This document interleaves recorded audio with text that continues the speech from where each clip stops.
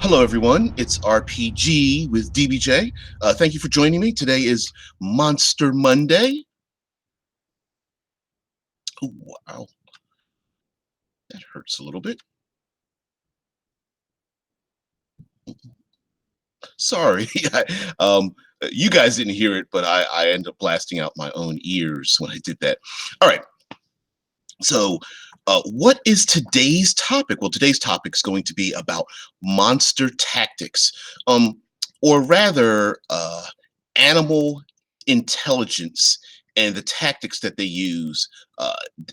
Basically, they are far more smarter than it rolls to hit, it bite claws. What do you do as a in response as a PC? So we're going to talk about that. My co-host, or one of my co-hosts, RP Gamer, um, may join us promptly. Maybe not, but doesn't matter. He can join on in whenever he would like to. And of course, you guys, Scott Poe. Good morning, there, sir. Um, Okay, thanks for checking one in. And for those who don't know, all the information is um, below the video. So if you want to join in the Discord, you can do that. Send me questions at hashtag questions for DBJ within the Discord. That's not a Twitter thing. Of course, join in the chat. I will be reading through the chat, so bring up any questions or comments you would like. And of course, oh, crap, like, share, subscribe, comment, um, get notified, et cetera, et cetera. All right, so let's get into it. So one of the things I want to talk about is that animals, and this was a topic brought up to me by RP Gamer, so got to thank him for that. So animals and monsters, or bestial creatures, are far smarter than we give them credit for. And in many ways, we tend to think of them as like background noise. So the adventurers go through the wilderness, they're going through the mountains or jungles or forests or whatever. And, or maybe there's a big bad, and this big bad has some bestial creatures as pets or something, and just says, okay, uh, attack. And then we just have them jump out of the woods or jump out from behind a boulder or something, and then they just start attacking. But if you're like an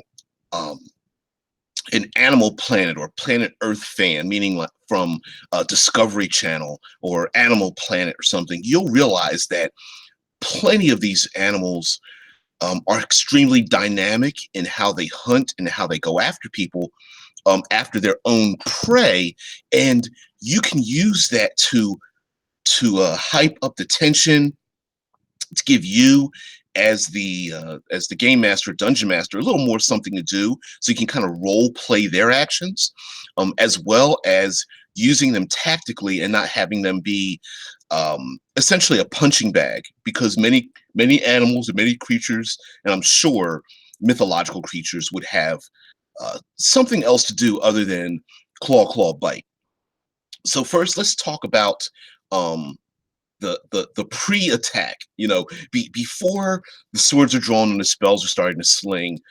How do these creatures set up a situation to their advantage? And 99% of the time, if they're in their own environment, they will not attack unless they feel that they have some sort of advantage. Now, of course, many of these creatures might be at a disadvantage. They may be hungry or lost or mind controlled, um, or under the sway of a druidic circle, or they have a collar on them by the big bad or something like that. So I'm not talking about extreme situations where they are mindless. I'm talking about they are fully able to use their own intellect. So let's think about a creature like an alligator, even if it's like a giant alligator or something. They will absolutely positively try to use their stealth as a natural skill to sneak up on the player characters. Or maybe you could even throw in like a giant frog or something of that nature, especially if they're in a jungle or a swamp or something. So they're going to hide, especially hiding in the water, what have you. But something else that yeah, Scott Poe says no predator wants a fair fight. And this, in these situations, this would allow you to move the spotlight around to different player characters. So, for example, if the ranger in the group, or there's an elf in the group that really hasn't had a chance to shine, or someone has extremely high survival or nature skills or high perception, this is a great time to have them notice or have a chance to notice an enemy, or an adversary that's in the wilderness, whereas maybe the big brawny fighter or barbarian, or who doesn't matter, spellcaster or something, has been dominating the gaming session. And I'm talking this more of a meta gaming style, where you get to shift the spotlight so other people can shine and utilize their skills, and then they become very important into the party, and of course important as a player character. So they may notice the giant frog or alligator or something in the swamp. And as I say this, I'm sure you're thinking of the very still waters where you see all you see is the alligator's eyes and their nostrils just poking just above the waterline, and then quickly their head and eyes just dip beneath the water as they get closer and closer to their prey, and then they scurry real quickly up on land and start to snatch their prey. Now, they're not just biting and attacking and clawing their prey. What they're doing is they're grappling them to pull them back into the water. Same thing with like a giant frog or something like that. Some of these creatures will attack and grapple. So I would suggest that in place of maybe one of the claw attacks, or even in place of one of the bites, or as an end result of having a bite attack, that if that creature has a natural ability to grapple, meaning in their stat blocks, they're absolutely going to do it. If they don't have the ability to grapple, I would just substitute one of their attacks for a grapple attack and use their strength like any other player character. Boom, you rolled a hit. Boom, you got you. Okay, make a strength versus strength check. Both people, the victim, creature, both roll d20s, add or subtract any modifiers.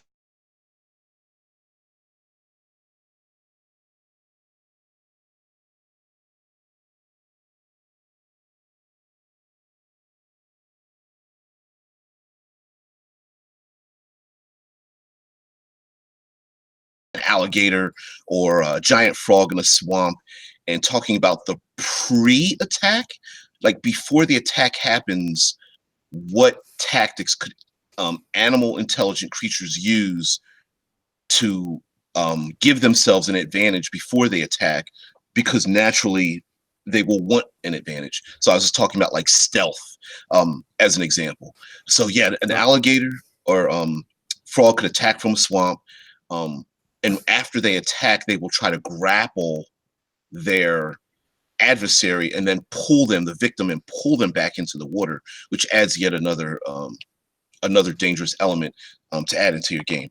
All right, RP, please introduce yourself. Sorry, man. Please introduce yourself to the crowd, and go from there. Bring up anything you'd like. It's fine. I'm RP Gamer, as everyone who watches this stream regularly you'll know now, and I pretty much do what DVD does and discuss random bits to do with RPGs and how we can incorporate real life stuff into them, and that's basically me. That's awesome, dude. RP kind of undersells himself because he's very insightful, especially when it comes to using realism and then inserting it into the game. So I really like that. Hey, Prue. Yeah, Prue's in the chat. So along with like grappling, and it's a shame that a lot more creatures don't have a grappling ability, although it's quite easy to introduce it. You just use strength versus strength in 5th edition. But along with grappling, there's plenty of other creatures, like maybe like giant flying creatures, like giant eagles, griffins, manticores or something, wyverns, monstrous creatures that fly through the air and may come down and snatch. If they're big enough, they can snatch a whole PC off the ground. And if they're smart, they could accidentally and or on purpose snatch small items like cloaks or weapons or backpacks full of food or something of that nature. Yeah, and in the real world, we kind of shrug off any sign of like animal intelligence as just, oh, that's just their natural instincts. That's what they're doing. It's just natural for them to do that. But you've got to wonder where instinct ends and intelligence comes into it, because of course it's instinctual for an animal to go after its prey, but to pick off the weak one at the end or the small one, to know to go after the small one, shows that's where the intelligence comes into it, I think. Yeah, there's not as much as I used to, but I used to watch the like the Animal Planet style shows nearly religiously. And there's plenty of them. You can catch them, on demand or Netflix or those kind of things. But when they I love when they film the drone footage of various predators going after prey. And I just remember this pack of hyena were going after, I don't know, some kind of antelope type of herd or something, maybe kind of some kind of buffalo, bison type of creatures or something. And there were maybe 15 hyena, and they're chasing them down. And the narrator, it might have been like Morgan Freeman or like Will Smith or something, talking over it. And you see the narrators talking about how the hyena weren't just chasing them down to attack them. They were chasing this pack of animals to get them exhausted. And they were herding them towards a watery source because they knew that if they hit the water, they would be slowed down. And when the pack is chasing, I mean, they are just, running at full speed. And you see two smaller packs, like 2 or 3 of them, break off from the group. And you could see the little dust trails of the hyenas start to spread as they started to surround the group. And they had this like instinctual ability to coordinate their attacks. So they split off and surrounded the antelope. And when the antelope got to the water, it was very difficult for them to just run across it. They had to like kind of swim and navigate the rough waters. And like you said, RP, they went after the smaller, slower, less dangerous for them to attack member, as the others got away. So it wasn't that you needed to be the fastest. It was like, hey, you need to be faster than the slowest guy. and they just pounced on him and dragged him away. And it was just a very interesting way for the animals to attack, because for us, we think of communicating to be tactical, but animals do it instinctively. They have a method of using probably sounds and body language and things that we don't understand in order for them to coordinate an attack like that. Yeah, because that's the big thing. At least when I was growing up, the big argument that kids used to say was, well, if animals were that intelligent, they'd be able to speak. And like speech is supposed to be seen as a sign of intelligence. Like our ability to communicate through speech is seen as our big intellectual advantage over the animals. But it's, if they developed right, they'd probably be speaking as well. Right, and maybe that's a limitation of ours, because we don't know what speech. We have an idea of what our speech is, but it doesn't necessarily mean that there is speech to be had. So just because we don't understand birds, it doesn't mean birds don't communicate with each other. Or just because we don't understand elephants doesn't mean that we don't understand how elephants communicate. Because there's evidence that many animals are able to get across information in a way that we don't understand. For example, elephants seem to return when they're about to die. They seem to return to the same locations, or even many miles away. They seem to be able to communicate with each other to um, gather together for safety. So various herds may gather together to go to the same watering hole.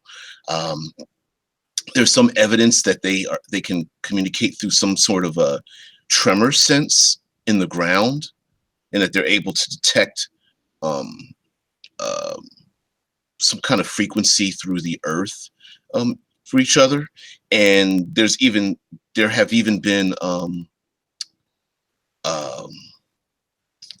explorers that have tracked elephants, and sometimes as they're walking as a herd, they'll all stop and listen for something at the same time, and then the elders will like kind of nudge them forward as if to say everything is okay, like they're listening out for predators.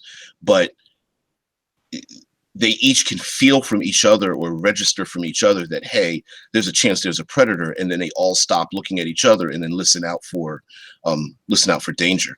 And lastly, I'll say that dogs are a perfect example of a creature that either has been bred to understand body language and sounds, or we've been bred to for us to allow them to understand it. But um, dogs are a perfect example of, they may not understand human speech, but they understand human um, tonal ranges and body language. Yeah, yeah. It's another good example. So we were talking about them communicating with each other. Also, there's a perfect communication when when big cats mark their territory. That's a perfect example of them communicating. Um, when a big cat sprays on a tree, it alerts other big cats, and it maybe even party members that come across a certain area. Like the ranger or druid may understand that a particular territory has been um, uh, marked by a predator, and the ranger or the druid or the naturalist or something may understand that they need to be careful because they're going into the hunting territory of, like a saber-toothed tiger pack or lions or something of that nature. Definitely. And another thing that shows, like, which we can take into RPGs that shows animal intelligence, is the symbiotic relationship some animals form. Like, I'll see it in cartoons, the little bird that sits on top of the hippo, and that's actually a real life relationship, that the little bird like eats the bugs and that off the hippo, and it's getting a ready, it's keeping the hippo clean, and it's getting a food supply, like cleaning the mouth of the hippo. And yeah, absolutely.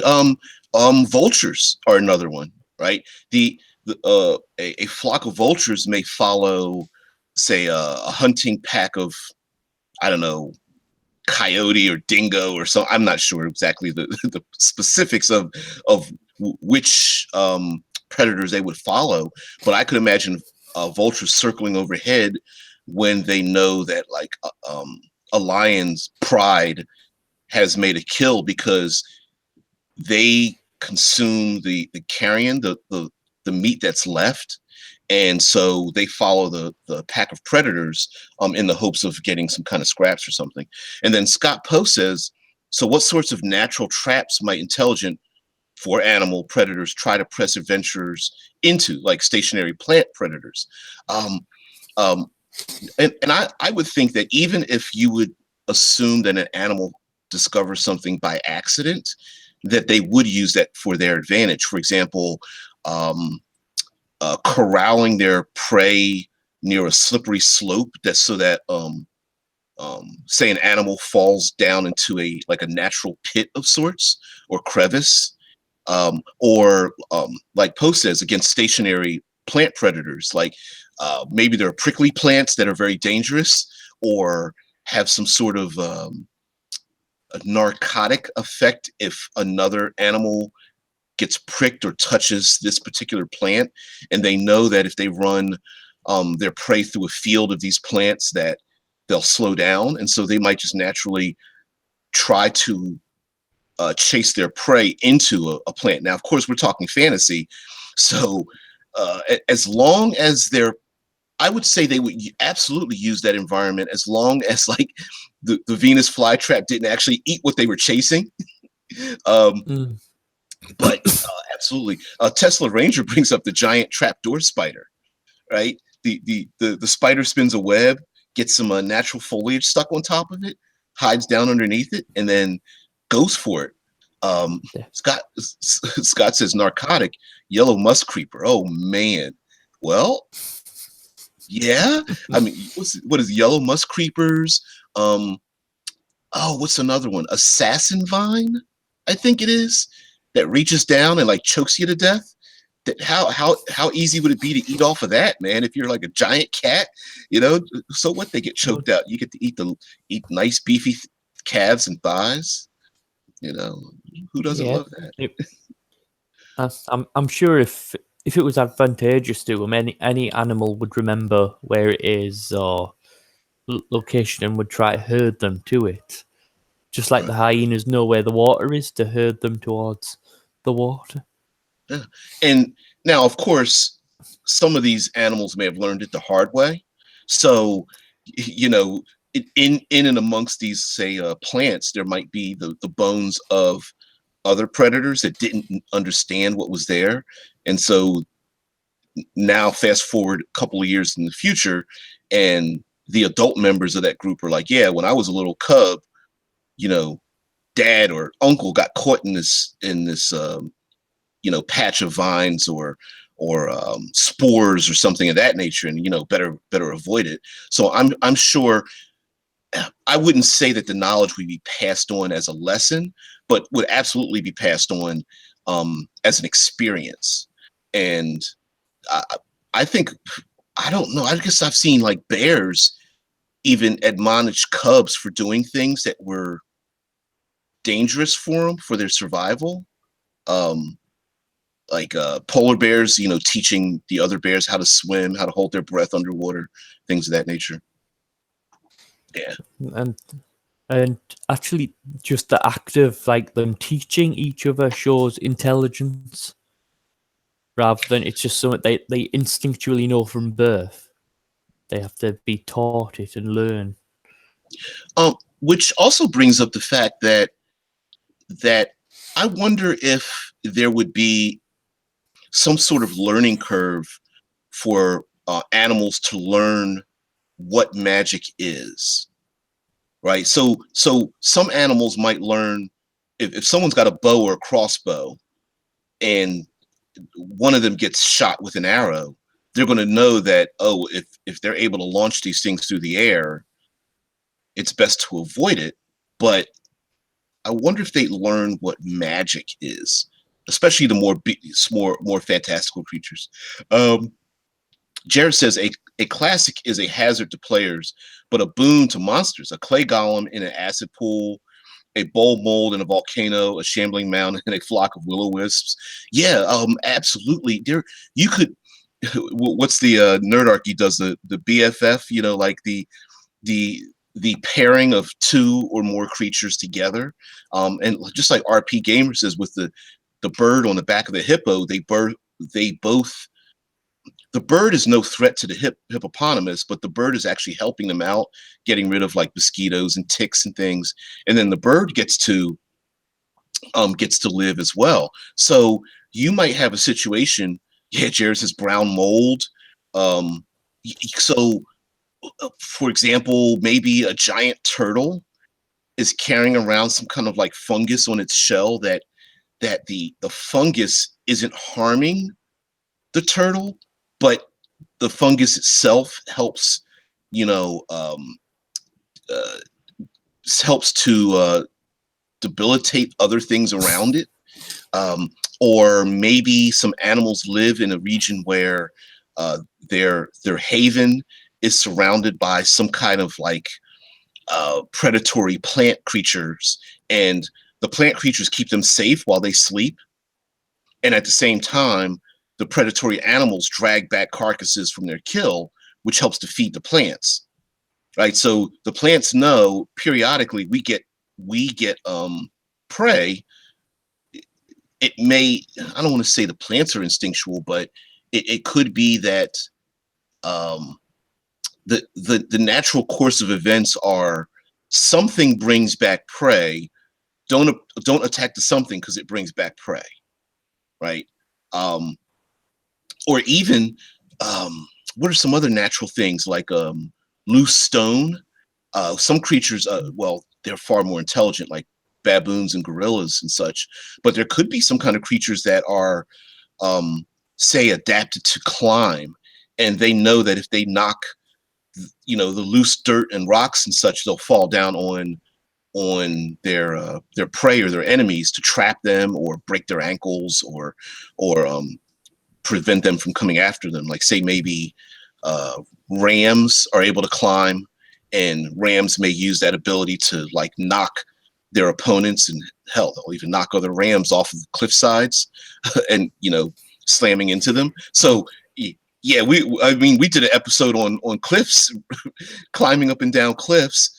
I wouldn't want to get slammed in the chest by a ram who's just annoyed that you're coming into its home while trying to climb up a very steep angled hill, and then you end up getting not only hit from the impact, but then you get knocked off of a rope or fall down the cliffside, and then when you fall to the bottom, maybe there are predators at the bottom of the hill that know that the rams keep knocking prey down to the bottom of the crevice or the valley, and so there could be some kind of a symbiotic relationship there, and that just came off the top of my head. Because obviously the good climbers would know where is safe to step and where is. So if you flip that around and the PCs understand how intelligent these animals are, they could use that to figure out the route up the mountain or through the forest. If they understand how intelligent these animals are, they can follow them pretty much. And like in the chat they were talking about the shambling mound and the will-o-wisps. Like it's a possibility. Like one of the tactics of the will-o-wisp is that people are entranced by the little dancing lights and they go after the lights because maybe they look like torch lights or fairy lights or something of that nature. There are plenty of creatures or animals that won't attack immediately because they may be leading prey or the adventurers into a trap. For example, I could imagine a creature being smart enough to know that if it makes a certain noise, like if it sounds like a small child or an injured individual, that adventurers would come over and to investigate what it is. I'm sure there are, I can't think off the top of my head. The mockingbird that can mock sounds. Yep. And I'm sure when they confront adventurers, they learn those things. So it doesn't know. The mockingbird may not know. It may not know what sound it's creating. It only knows that the sound it creates draws adventurers towards it. You know what I mean? And that's what shows the limit of its intelligence. It can't identify what it's doing. It just knows that what it's doing is effective. Or it could just be repeating the last intonations of the party that was just killed prior to it. So if you listen long enough, like you might hear like arguing or something like, hey Joe, don't go there. and the players are like, I wonder what's going on. And then all of a sudden someone slips down and they're like, Fagor, don't go there. as the next player slips and falls. And it just keeps repeating the same thing. And oh man, that's me. Oh, Vince, what's going on there? Yeah, we're just talking about animals and monsters, monstrous intelligence, and using like natural animal tactics. Jared says, I always like combat that has some sort of tactical puzzle that needs to be solved before the scenario becomes easier to deal with, like cutting off their power source and muddling their communication. And a lot of creatures will absolutely do that. If they're in a jungle or a swamp, and there's more, especially if they're attacking in a pack, they're not going to just run out of cover, attack, and leave it at that. They're going to, they may attack and hide to try to reduce the effectiveness of the party. They may do any number of things in order to enable them to survive. So they may go after the smallest member or the slowest member and attack them once and then run to see what kind of response they're going to get, or try to exhaust the party instead of just trying to take down their hit points. I can imagine that the animals would kind of try and gauge the strength and the endurance of the party to know like how far they need to push them to exhaust them and to get them in danger. Yeah. Scott Poe says talks about foreshadowing. Like, what if it just screams, my skin, intermittently? Oops. Ooh, it just passed by. Sorry. Try to read the chat. He says says, my skin, intermittently, or something similar, to sort of foreshadow the local apex predator, which is a good way for, what a great tool for the dungeon master to give a little bit of a hint to the PCs as to what's about to happen. So if the PCs may not be familiar with their area, like in a swamp or a jungle, and they may not know they're about to attack something that's got like an acid spray or something. But if there's some evidence of it, so let's say the mockingbirds are the mockingbirds are saying something, giving a clue as to what attacked the last party, then the PCs may be able to put two and two together and use that to their advantage to kind of solve the puzzle of the encounter.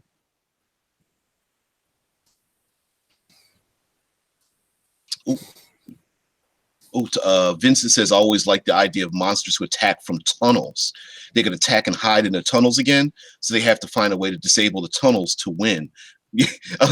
Well, unless the PC wants to take the flashlight and the dagger and go down head first with their rear end down in the tunnels, which is bound to happen, right? Not necessarily the smartest thing to do, but yeah. If you give them a tunnel and say that the monsters live down there, they'll go. Yeah, they'll go. Yeah. Not smart, but they'll go. And of course, if they're using tunnels, if they're using the environment, I think it's perfectly reasonable to give them, air quotes, advantages, or give the party disadvantage, or give them cover. So if you have a creature throwing some grenades or fireballs, well, yeah, that's going to happen too. But if you have a creature that can tunnel, the classic purple worm, one of my favorite, the land sharks, the boulet, which I can't stand that name, boulet. It's just I don't know. But anyway, the bullet, what have you, they tunnel through the ground. I'm sure there's plenty of other ones. But if a bullet jumps out the ground, leaps on one of the PCs, and then takes its next action to dig down through the ground again, it's got cover, right? I would absolutely give it the ability to have cover. Now, it's up to you as a game master. Like, does it make a tunnel that doesn't collapse behind it? Like, it's a tunnel, but it's a tunnel that you can follow. That would be pretty interesting. I would doubt that you could swing your two-handed sword and use your shield and plate armor down in one of these tunnels. But if you're a PC and you're that hard-headed, sure, go for it. Uh, uh, Although maybe the halflings and gnomes might have a better chance and more freedom in going down. So I would absolutely modify the situations and just have them try to figure out what's going on as you see like the land sharks kind of swimming through the ground, as you see like the ground kind of ripple with the little shark's fin hanging out the back, that playing the Jaws music. But yeah, purple worms, they swallow their prey, dive back in the ground. What do you do? Do you go after it? Do you try to grab on the side of it and like follow it in the ground? All those things are absolutely possible. And then we have the idea of creatures. There are a ton of creatures that do things like create dams, create nests, creatures that where they live, they use the natural environment to help them where they live. So you have like squirrels will hide nuts inside of trees.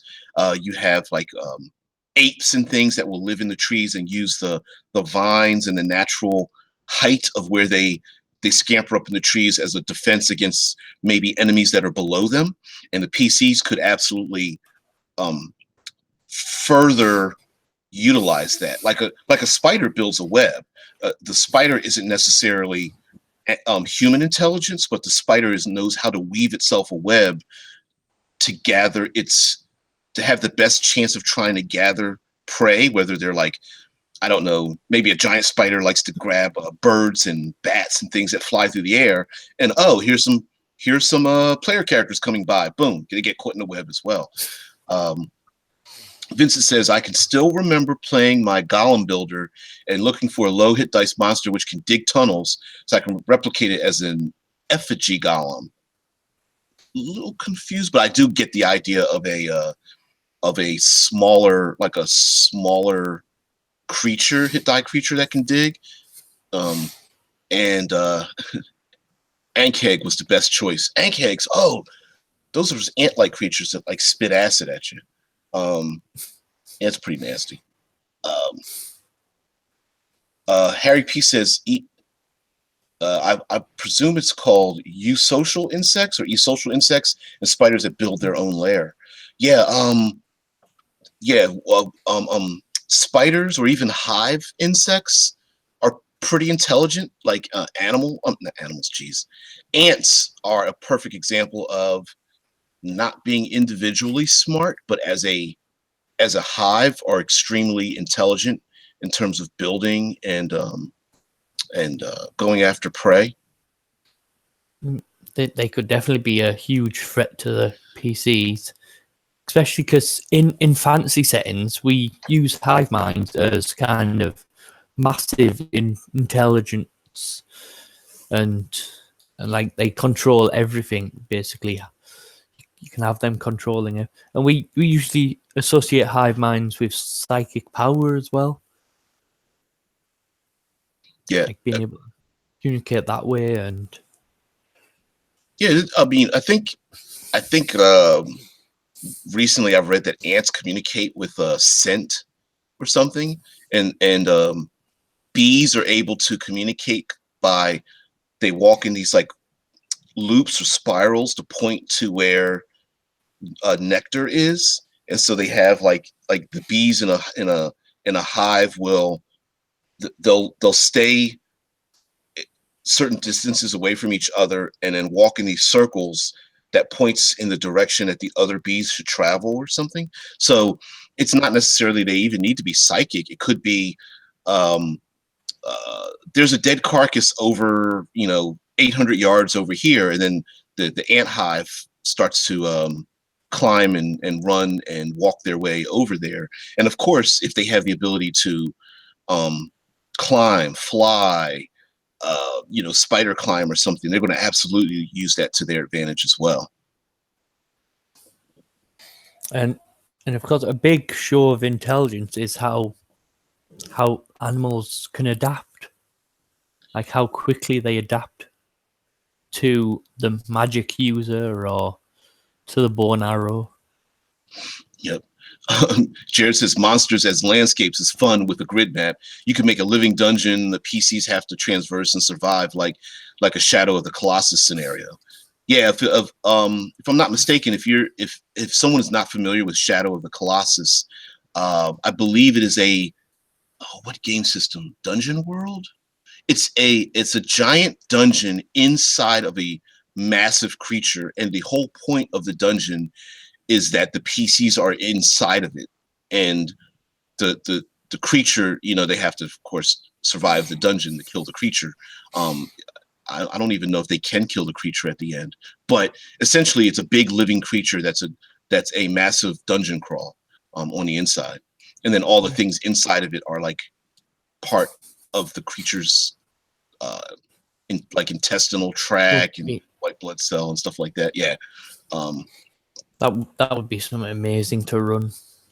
Yeah. Having your PCs trying to climb onto and into and take down this giant creature.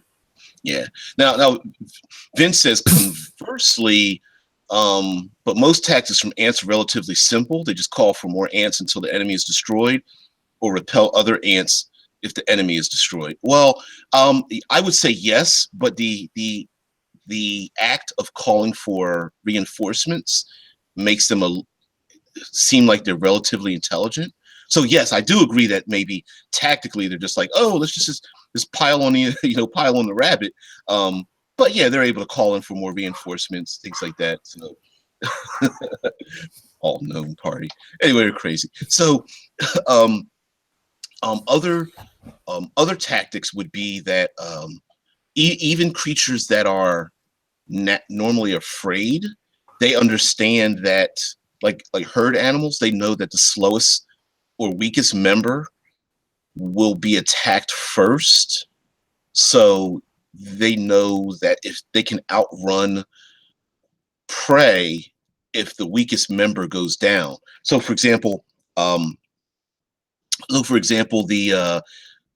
PCs are being attacked, and I don't know, the weakest member is the PC halfling who goes down.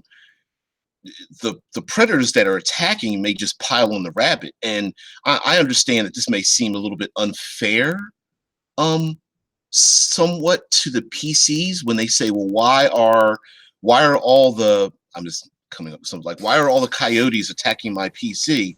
Why aren't they each individually attacking each other party member? But animals may not think that way. So because if they're hungry, they're going to all try to consume one party member and maybe drag that one party member away.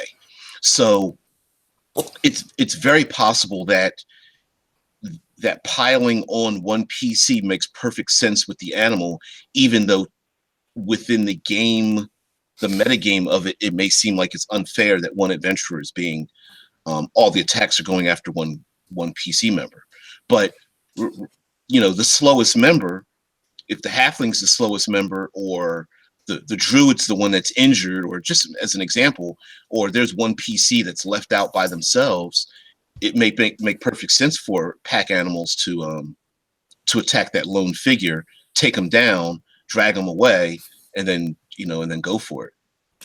Yeah, I mean, if we reverse that to the PCs using that tactic, we'd see that as fine. They were just using the flanking tactic and that. But for some reason, when an enemy does it, you see it's unfair and a bit too harsh on the players. Exactly. But yeah. Creatures can easily flank and that. They know the benefit of like getting behind the player, and that doesn't take much intelligence to understand that. If you get behind, you get to surprise them. And yep. Scott Poe says another good tunnel trap, especially during combat, is like a natural crack that's hard to see, and the bottom is getting stuck. Also, there's a need to make a dex save to move. Like maybe there's something sticky, like a tar pit, or some kind of, there could be some kind of I was about to say molasses, but like sap or something like that that's at the bottom, or it just could be a natural crevice that's very tight that maybe prey like falls down into, maybe the PCs. And Vincent says there are also animals who just play dead and are extremely good at it. Possums do that. Yeah, I mean, that's where the saying "playing possum" comes from. Yep. So there is a possibility that there are creatures out there that if the PCs attack them and hit them, that they just seem to fall over dead. And the PCs are like, "Yay, we're safe," and they walk away. And the creature gets back up again. And it's like, that wasn't smart. Maybe I got to go at this another way. Yeah. I mean, a side note. This isn't monsters, but you've seen the size of my dogs. Charlie was up in before one of the streams, and just a couple of doors down, there's like a big, massive Labrador type dog that comes over and plays because they've all grew up together, and she still thinks she's a tiny little dog like the rest of them. So they all play. But whenever she comes over and she starts going after the small ones, they always like roll over on the back and just stay still, like just as if playing dead, like doing a stop, drop, and roll, and just playing dead. Because in animals, showing your belly is a sign of I understand you won't hurt me. I understand that we're just playing, because that's like their weakest part, their belly. So that they understand the difference between playing and real. And you make up a point that you bring up a point about animals having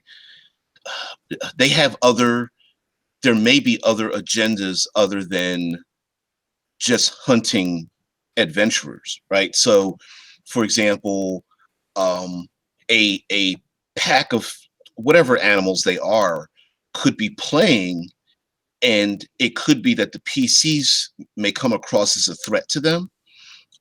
And this could be a way for maybe one or more of the PCs to try to convince the animals that they aren't a threat. Yeah.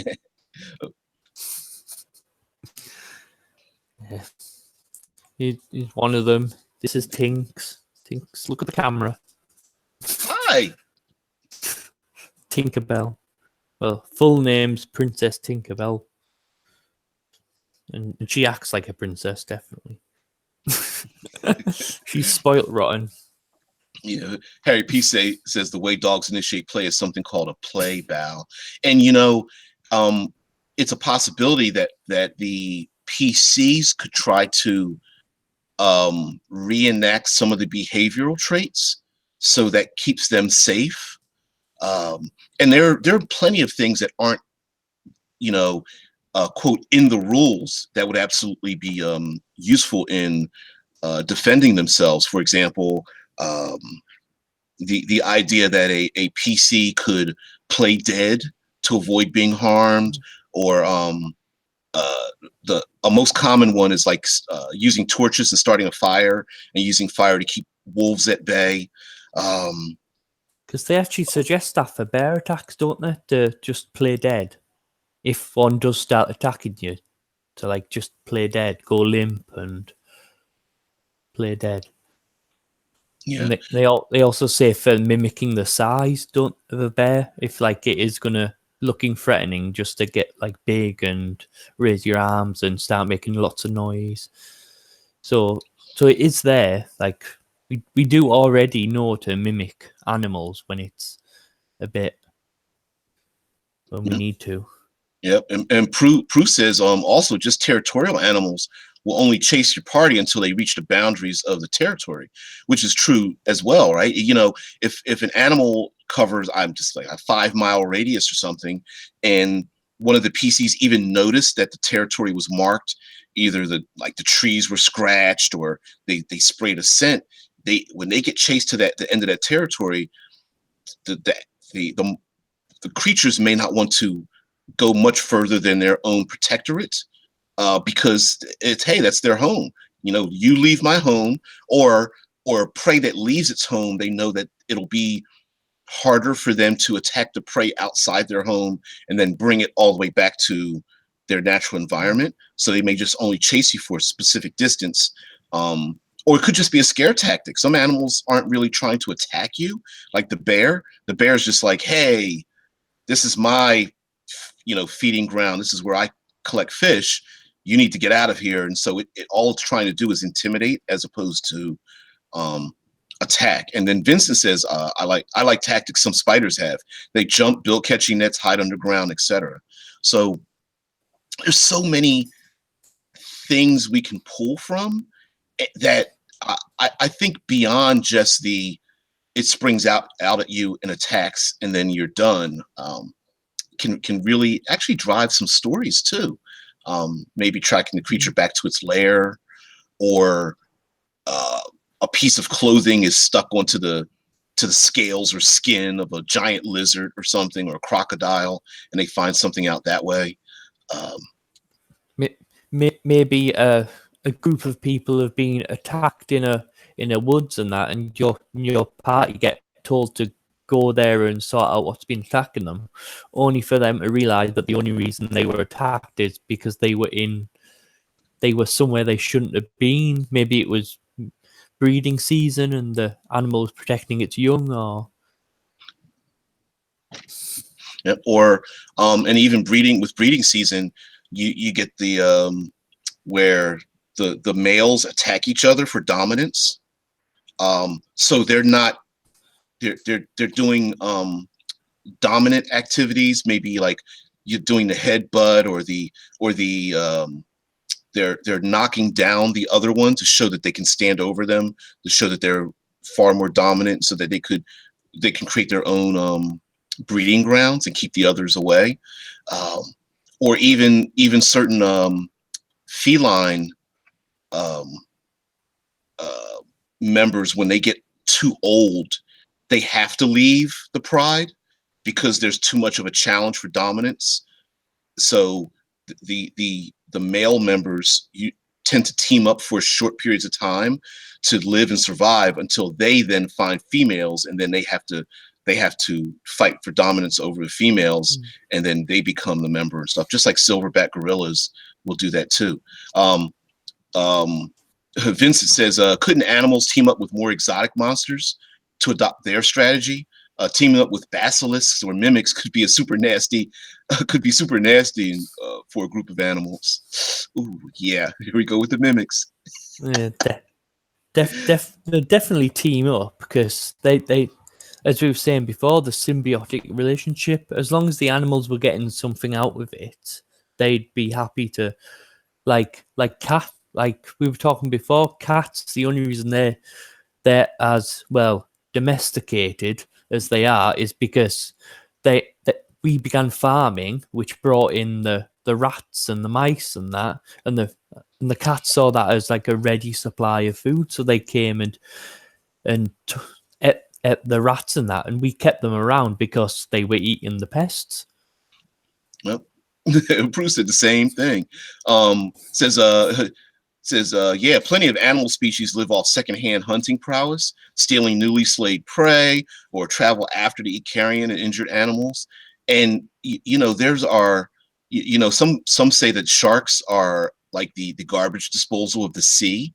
So there's a chance that an encounter could keep not escalating, but the PCs think they're encountering, let's say, like giant cats, but there are hyenas hanging in the background, or jackals or something, because they know that after the tigers make their kill, the hyenas get to eat the what's left, or steal what's left, and then.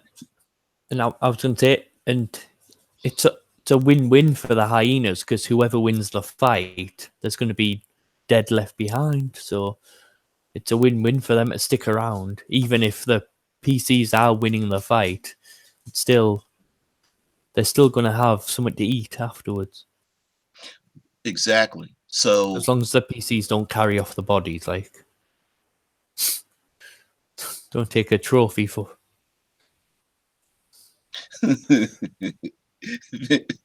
Vincent says a mimic could turn into some natural objects like fresh animal corpses, water pools, or even if enough humans are around to sweet loot. It says mimics turned into armor are super nasty. Yeah. I think we spoke about that in the mimics, didn't we? Yeah, a mimic with a suit of armor that just slowly eats away at the at the wearer. But even so, I mean, a mimic as like a giant stone or just a tree stump or an empty suit of armor leaned against a tree that looks kind of like old and overgrown. I mean,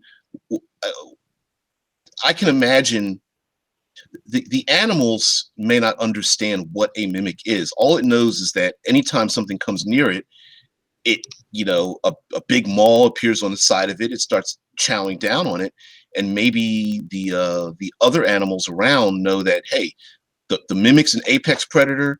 It goes after the big prey. We can steal off the bits and pieces, and we get to eat too. So it's the idea of like the big tigers attack the PCs, the hyenas try to steal the leftovers, and circling overhead are vultures that want to go after anything that's left that's dead or injured or what have you. So yeah, absolutely. And you could even have a situation where like the PCs are caught in the middle of something. So maybe They're caught in the middle of a fight for dominance in the area, like who will become the apex predator of the area. Or even you could even give it a little more life, like maybe they come across another natural creature, say caught in the web of a giant spider, right? So the giant spider wants to attack both what's caught in the web, and then the PCs come along, and then whatever's caught in the web is just panicked and wants to get out, and so will attack anything, including the spider or the PCs. So there could be this like triangle of action, or maybe something. Yeah, go ahead. What would happen if the PCs went to free the animal that was in the web? Like if it was our friendly jaguar. Well, if it's smart enough, and it may, in hindsight, thank the PCs in some small way. There's or return later when the PCs are in trouble. Yep, absolutely. All right, hold on.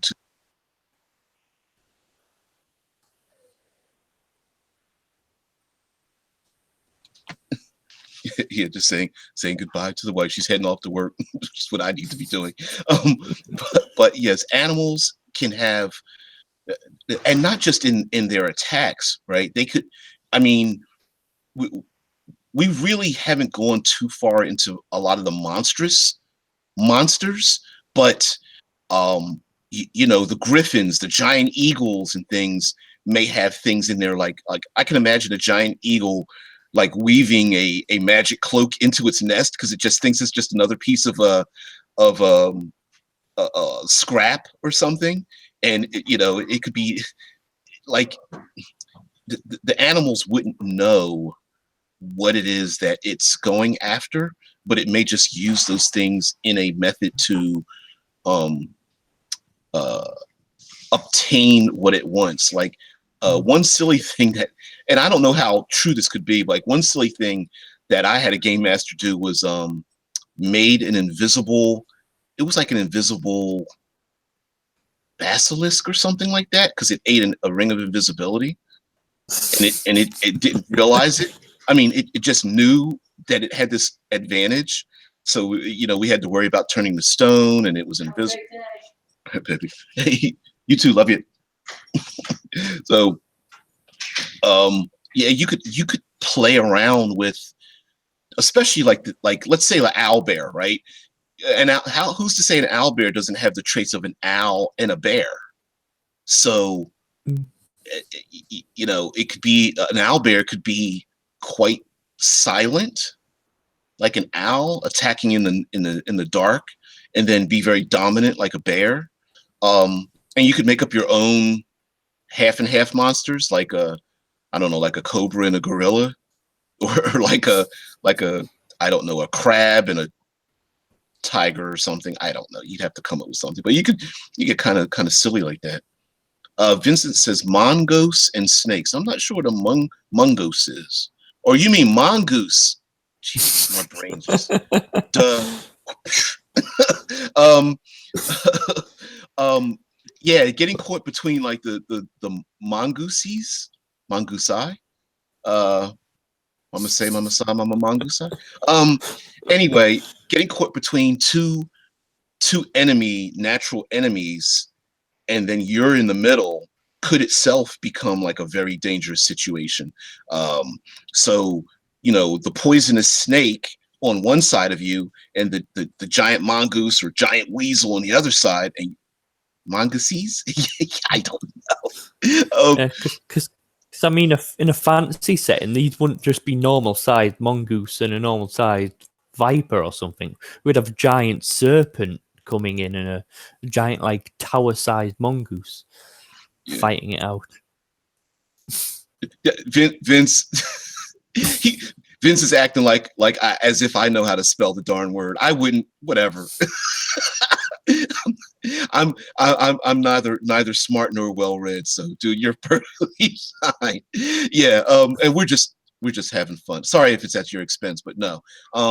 Yeah. I'm no better at any of this stuff. And of course, if you guys are typing, especially like if you're on your phone, autocorrect and all that is like the worst, dude. It's like, especially since we're in the like role-playing games, you start typing and trying to type in things like Medusas and evil rituals, and it'll just like autocorrect. Oh, you meant flowers. Oh, you meant cauliflower. You're like, what? I didn't mean that. Damn it. But anyway, maybe I'm getting a little bit off track here, but yeah, it's just a great way of being able to. Now, Prue said much earlier that the druid or ranger in your party, this is a great way to get them to shine, because in 5th edition they've really not enhanced the survival aspect of those classes. Pretty much the druid is the shape changer and it's got spells that affect the weather and stuff in a natural environment, and then rangers have become more like monster hunters than survivalists. So this is a great way to shift the attention away from let's just fight things to let's figure out how to survive. Right now, of course, there's a lot of easy buttons. Hey, we're after we get attacked, we're just going to heal our hit points, or I've got immunity to poison and all these kind of things. So depending on the kind of setting that you want, you may have to talk with the PCs if you want to limit healing, limit the ability to recover, adding in exhaustion effects, adding in further conditions. Right, Prue says everyone just takes the Outlander background and Classic Ranger gets blah. Like the Outlander background, I think it's like you automatically are able to find food and shelter for like yourself and 4 other people. Or 3 other people, something, it says something of that nature. I'm not going to look it up, but I'm just like, wait a minute, what the hell? That one background can just screw over a nicely cultivated survivalist game by giving somebody an easy button. So, and I think that's probably one of the reasons why why we don't have like Dark Sun as a setting yet, because it's so survivalist. You would have oh man. But anyway, guys, we're heading to that. Yeah, we've hit that hour mark or more. Thank you guys very much for participating. I have not gone out of my way to thank everyone who participates in these things. Everybody, RP Gamer, Darius Jonah, their information's below. Prue, Vince, Scott, Unscripted and Unchained. Oh shit! I know I'd forget a ton of people's names. Vladimira. God damn it. I know names. I didn't even write them down. Anyway, any and all of you who participate in these live chats each day, thank you very much. I know many of you, like myself, are up at odd times depending on your time zone. So, and participating in very odd ways. So thank you very much for you guys. I appreciate it more than you think, because normally when I start, I'm just like, I have no idea what I'm going to do at all. Usually somebody says something and it sparks an idea, and I'm like, oh, okay, yeah. And Vince says, have a nice day and read a bit in the Discord. Yes, join the Discord, because it's open. You can just join in, and it's a great way to keep together all of the interactions, rather than the comment section in YouTube. The comment section in YouTube sucks because it's very difficult for me to read it, especially when I'm at work and I want to respond very well. Like, I want to respond, but then you have to turn on YouTube and then it goes to the video, and sometimes it doesn't show the comment section and that kind of thing. Like Poe says, peace guys, thanks for the shout out. 4 a.m. here in Arizona. Jesus. Vincent says 1 p.m. here. See, we are a global community, very difficult to interlink. So I'm hoping that this time period is good for people, because it's the only one I've got. So anyway, I said my piece. I want RP Gamer to sign us off, and after this, we will definitely see you guys or listen to us guys tomorrow. So go ahead, RP. Well, you said I'm RP Gamer, and over on my channel, I do videos similar to this where I chat about different things. I will get back into that. It's been a bit loose lately. And as of yesterday, announced on the Absolute Tabletop and Power Up Gaming group, both Leif and myself have joined Jaren in the Power Up Gaming publishers. So I'm actually now got a busier schedule writing. That's awesome, dude. Yeah, Jaren and I go back a ways. If I'm not mistaken, he's just released the print version of Legat's Animal. Oh shit, I don't have the link. Anyway, go ahead. Legat's Tomb of Amazing Creatures. Yes. Volume 1. Just been released on print. Perfect. So we're excited about that. Yep. And so now it's been released on print. I love print books. Sorry. So I can go get my print version. There will be a time when I am off, where I won't be doing these live, but I will be making videos where I've recorded like a standard video. I record it and upload it. And what I think I'm going to do is I'm going to do reviews of small pub releases that are in the community. And that's one of the first ones I'm going to do, is for Jaren and for Power Up Gamers. And for those who don't know, Jaren and Power Up Gamers, he specifically started it as a way for people who have any form of handicap to engage in role-playing games. And when he started, he took a lot of abuse because he has a vocal disability. So he doesn't, it's his vocal intonations do not sound normal. For the rest of us. And so he took a lot of flack for that, but he punched through. He's extremely intelligent, a great guy, will reach out to anyone. And he's somebody to help push me through when I started. So absolutely go for that. And with Darius and RP Gamer helping to publish some of his material, we're just going to become one big creators collective, big giant creators conclave. And so we're all linked together. So definitely, there's lots in the pipeline for us. So. Yeah, if you sell it better than I do. Yeah.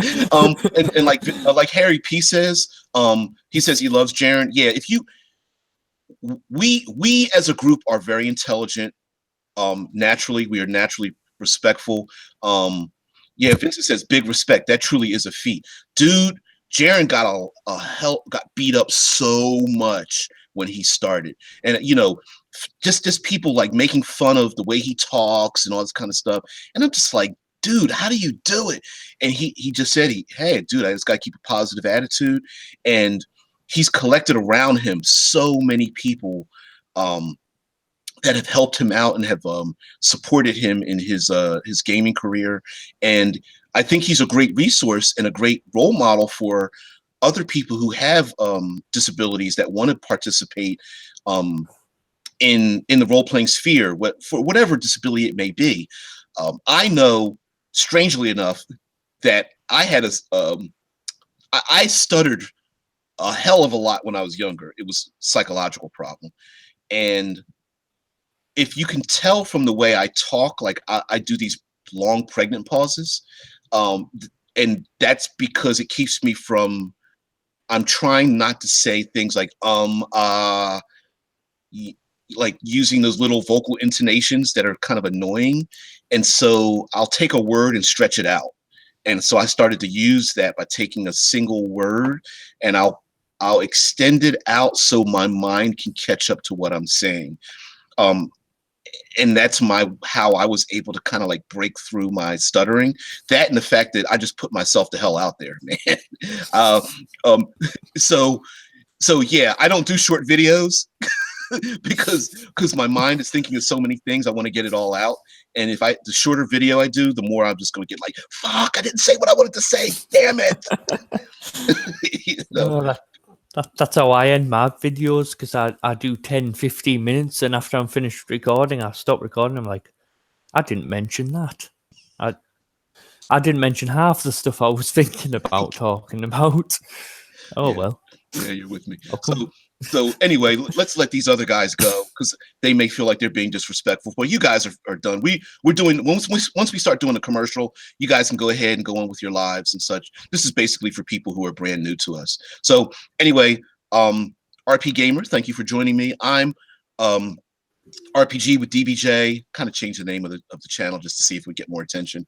Anyway, you guys, everybody, have a very great day, and we are out.